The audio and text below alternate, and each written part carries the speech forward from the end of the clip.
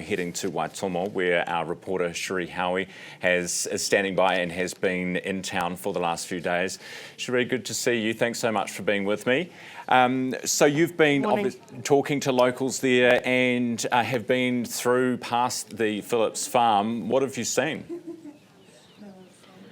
Yeah, there was a fairly clear message to media outside the farm. A poster, handmade poster, which said "nil" by media, and that life is precious, too precious to take risks. So, yeah, we got the message pretty loud and clear. Pretty clear to stay away.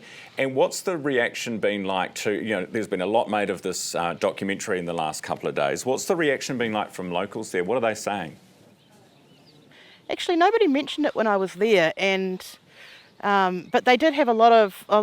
Well, it's quite a strong feeling towards the media when you first get there, but it doesn't take too long to kind of crack past that. And people had mixed feelings about Tom Phillips, but most of the people I spoke to, they didn't talk about the documentary, but they just talked about their sadness that this had happened.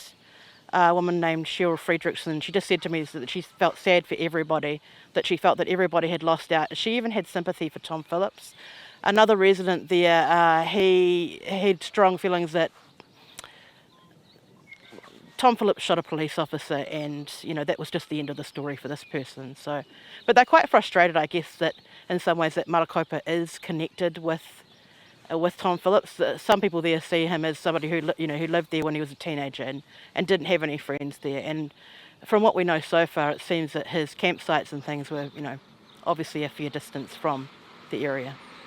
Yeah, Cherie, just give us an idea of what the area is like. From what we've seen, we've only really seen a cordon on the news and these photos from deep inside the bush. What's it like there, Marokopa and Waitomo? Well, Waitomo's probably a bit closer to the scene. It's just a very typical rural New Zealand scene, very green at this time of year, and you can see how, when you look towards the bush, you can see how it would be a place that someone could hide. It's very dense.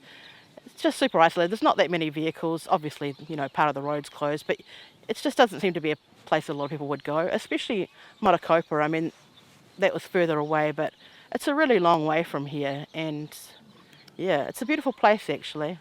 Very windswept, not to sound like a Mills and Boon novel. Cherie, what's the talk in the town about the accomplices? Police have said, they haven't said they've got concrete evidence that he was being helped yet, but they are pretty confident, and they sound pretty confident that he was getting help. Do we have any updates on that? Well, certainly not from the residents. Anybody that I've spoken to around here doesn't, says they don't know anything about that. And I guess if they did, they would be unlikely to tell me. But yeah, I know that there's a mixed feeling about Tom Phillips, but most of the people I speak to, maybe it's just gone on so long that they're just a bit over it and they don't have a lot of sympathy, and they feel that it just ended the way that it was always going to end. And that was a very sad ending indeed. Cherie, thank you very much for being with us this morning. Really appreciate your time. Cherie Howie, a reporter at the Herald, who is in Waitomo for us this morning, just gone 17 after 7.